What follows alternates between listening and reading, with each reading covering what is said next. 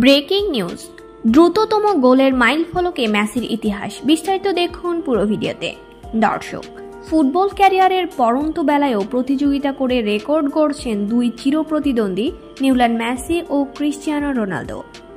আজ রোববার পেশাদার ক্যারিয়ারের ৮৭৫তম গোল করেছেন আর্জেন্টাইন মহাতারকা, যা বয়স এবং ম্যাচ উভয় নিরিখেই দ্রুততম গোলের রেকর্ড।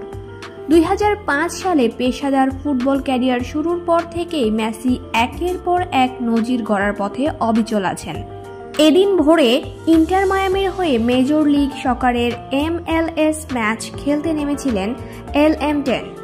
মাংসপেশির ইনজুরির কারণে ২ ম্যাচ মিস করা এই তারকা মাঠে নেমেই একটি গোল এবং একটি অ্যাসিস্ট করলেন, যার সুবাদে লস অ্যাঞ্জেলস গ্যালাক্সিকে ৩-১ ব্যবধানে হারিয়েছে মায়ামি।